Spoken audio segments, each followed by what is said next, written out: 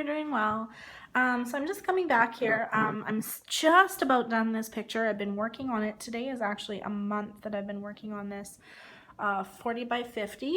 This one is from Home Fun. It's called Sunset Elephant.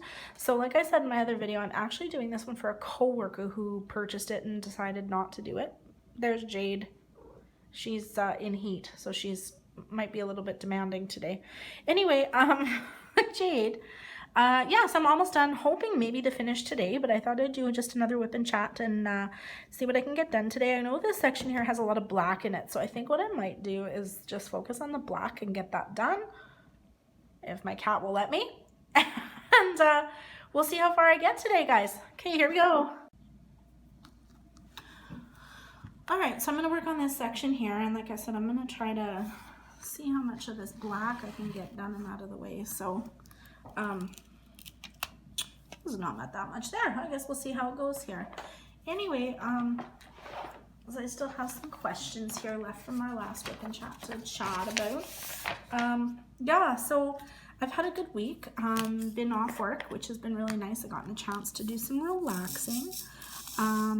I kind of had planned to do some cleaning, but what I ended up doing actually, which is kind of funny, is our garbage here is only picked up every 2 weeks. So I went downstairs and started cleaning. I cleaned out a bunch of cupboards, and I actually ended up filling the dumpster up to the top and couldn't put any more in it. So I would say that's a success. So anyway, I do have quite a lot to do, but I think I got a lot done. And like I said, you know, this week for me more than anything was about kind of recharging and like just getting my head on straight again. I've had so much going on just with work and family stuff, and it's nice to take some time and regroup and, you know, not do anything. So I'm just kind of showing you guys here a little bit how I use my 3-placers. I don't like the look of like a piece that's been done with multi-placers, because in my opinion it looks too systemic, I guess. Like you can see like all of the gaps are the same size. And so anyway, this is how I tend to do it, is I use my multi-placer kind of randomly, and then go in and I fill in the gaps with my single placer. So this works for me. So like I'll put them here, for instance, and then fill in that gap with the single placer. This works really good, especially when you've got like a big area to cover, because you don't get that like multi-placer look. So like for instance, I'll do that. Let me see where else I can go in here. It's kind of like a puzzle for me. I like to do it in a spot where it's not going to be noticeable. There we go.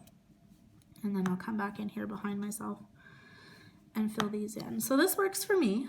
I don't know. Some people like multi-placers, some people don't. I guess for me it's kind of hit and miss. I like doing them with the single placer, but honestly, I'm getting kind of bored of this one. Like, I'm ready to be done. So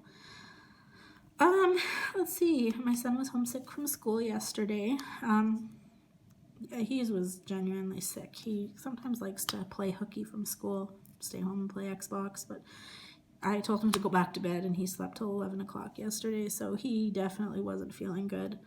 This morning, he probably could have stayed home from school again, but he really wanted to go because he missed gym yesterday and band sectionals, so he wanted to get back to school. He's not the best student in the world, but he loves to socialize, so that's his big thing, is like, I want to get back to my friends and get back to gym, and I don't want to miss anything. So, you know, great. I'm glad he likes school, because he was one of those kids that I used to have to fight with to get to go to school. But I think for him it was a lot of social, you know, he felt different than a lot of the kids. He was he's a December baby, and you know, like being adopted, he was born with some health issues and stuff, and I think that partially just due to the fact that I sheltered him a little bit as a baby, and I'll admit that, like as a toddler, but also just due to some of his developmental issues. He didn't do well in kindergarten and grade 1. He was quite far socially behind his peers. He didn't really know how to interact with his same age peers. The other thing, because of the age group, the age gap, like I had him in morning kindergarten because he still needed his nap. Like in the afternoon, he would still lay down and go have a nap. And then in grade 1, often I would get calls to come pick him up because he had fallen asleep and he was napping in grade 1. So yeah, I made the decision in grade 1 to hold him back. And it was tough because there was a lot of testing and like talks that went into that. Like it wasn't just a matter of, yeah, he can stay back. Like we had to have a psychological assessment done. He had to have an IQ test. They had to meet with me as a parent. And he had to meet a bunch of criteria in order to be considered for what they called academic retention. Whoops. Thank goodness I'm almost done with these black ones because I just spilled a bunch of them. And the camera just fell. Let's try this again. There we go. Yeah, so anyway, it was decided, everybody decided it was in his best interest to hold him back. That first year was kind of hard on him because he saw himself as having failed grade 1. And like on the playground and stuff, all of his friends were in grade 2, and he felt that he had done something wrong. That was hard to explain to him that he hadn't done anything wrong, that it was just what was best for him. Just looking for my next color here. So anyway, it took about probably until Christmas time for him to really feel accepted by his new peer group in the grade 1 class again. He had an amazing teacher that year. She worked really hard to get him to be accepted.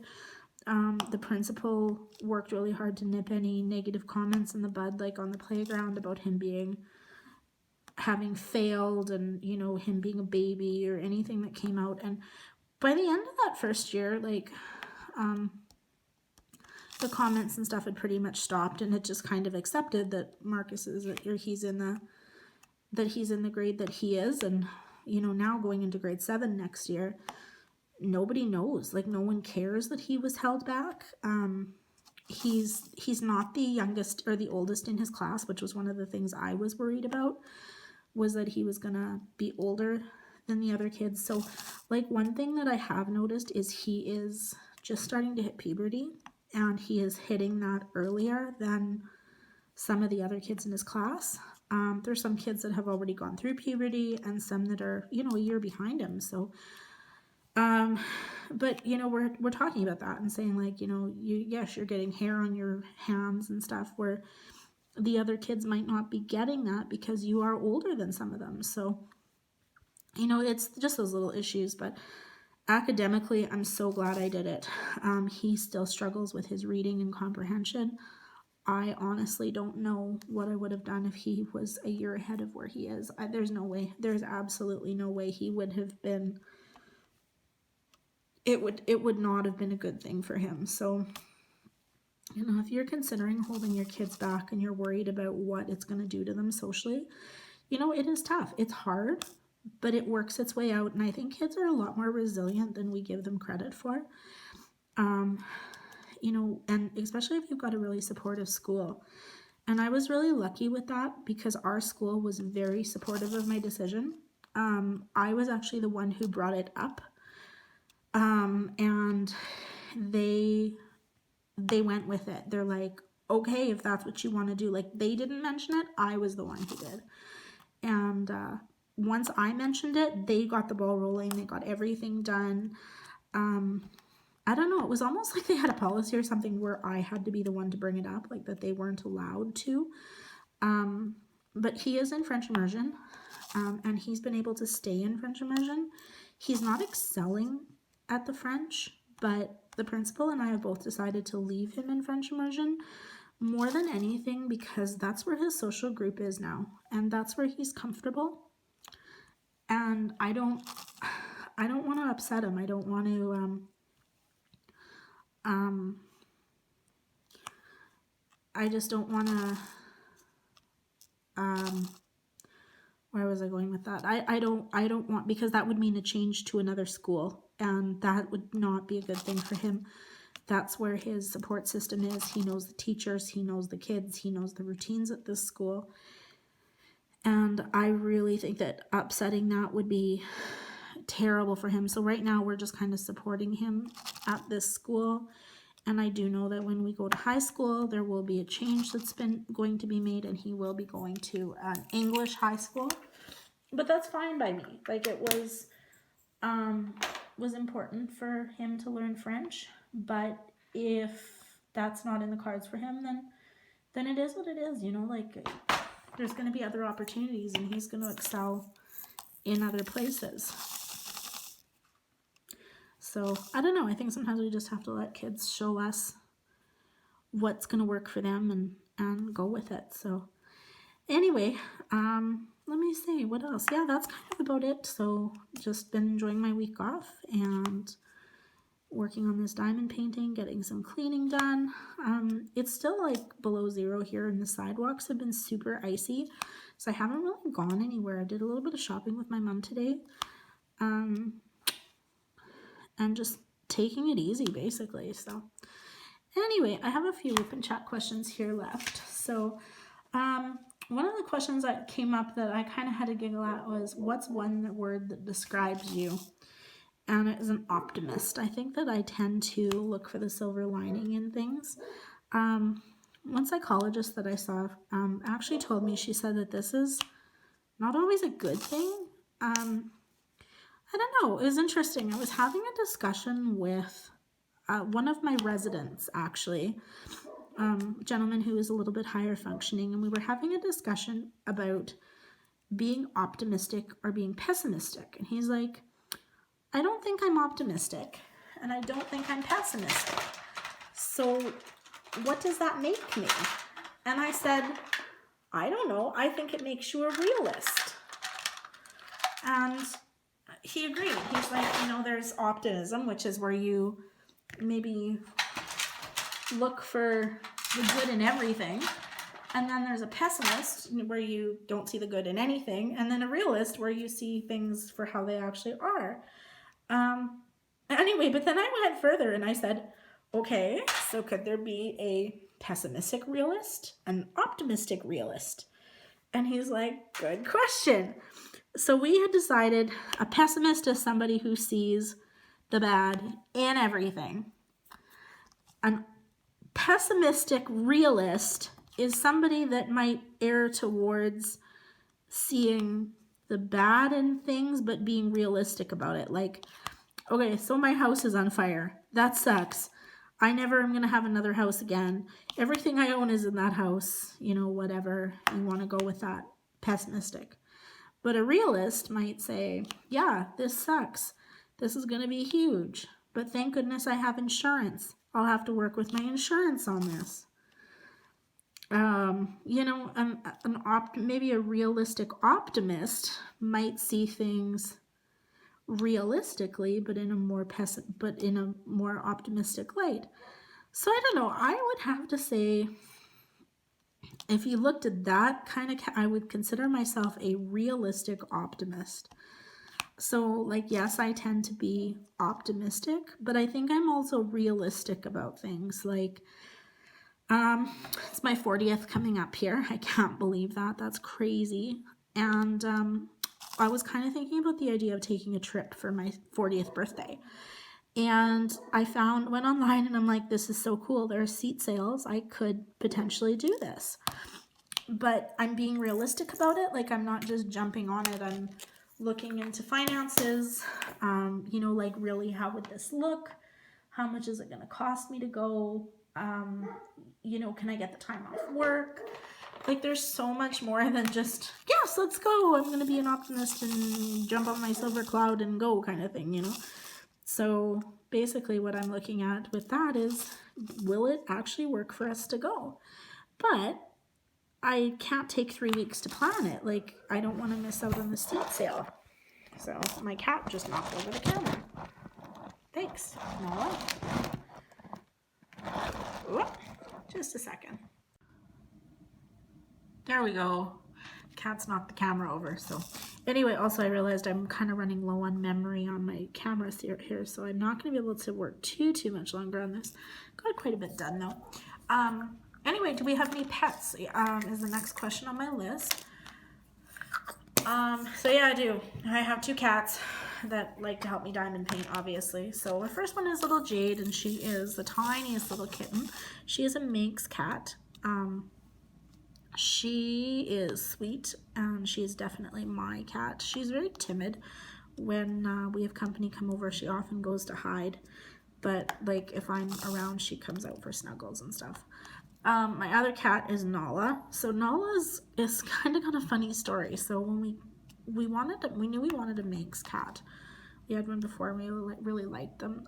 So anyway, I contacted a breeder who lived about 3 hours away and said that she had said yes, she had 2 little girl Manx cats. And I said I wanted them both, and she was quite happy about that because she said these 2 cats are really bonded and kind of stuck together, and really wanted to see them go to a home together. So my little Jade is a little brown tabby, and Nala is pure black. So they're just barn cats. Like they're, I don't know, like they're not registered or anything. We figure they're half Manx and half Siamese.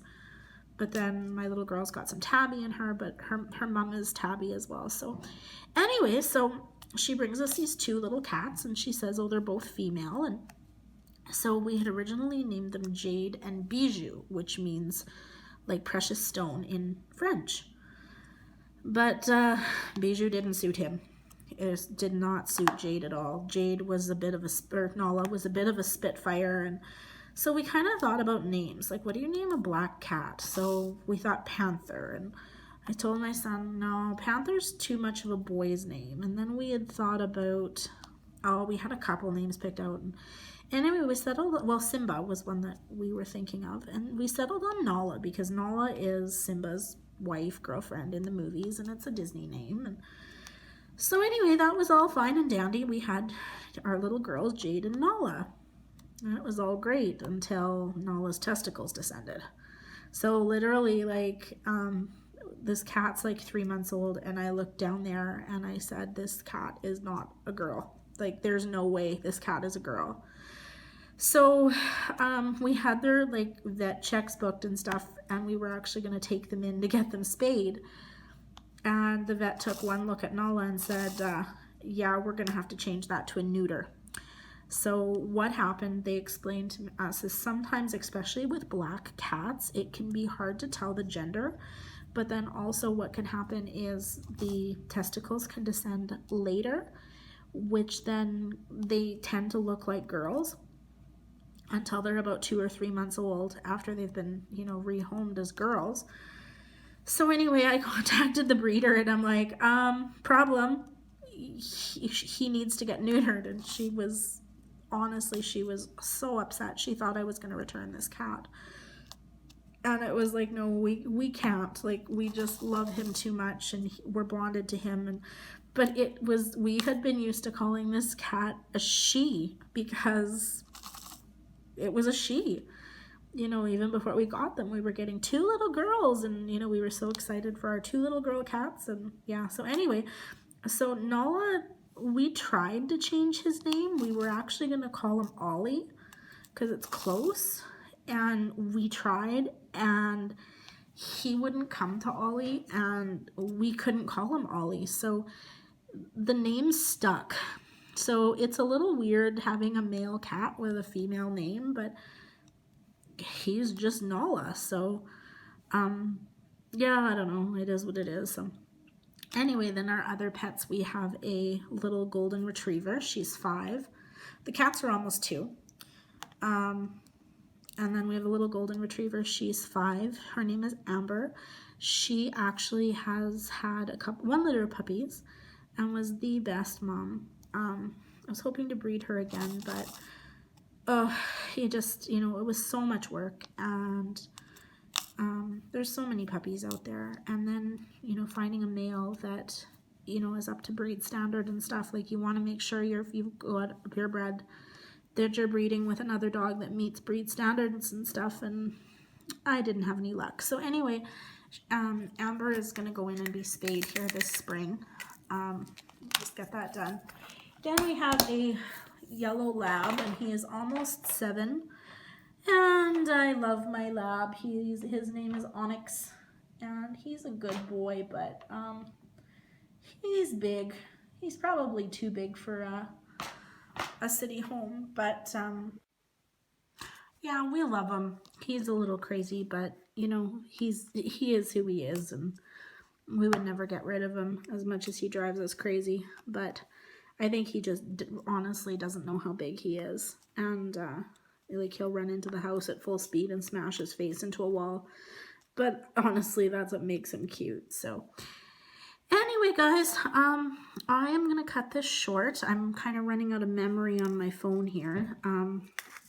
So anyway, I'm gonna keep working on this WIP today, and I am totally hoping to get this finished.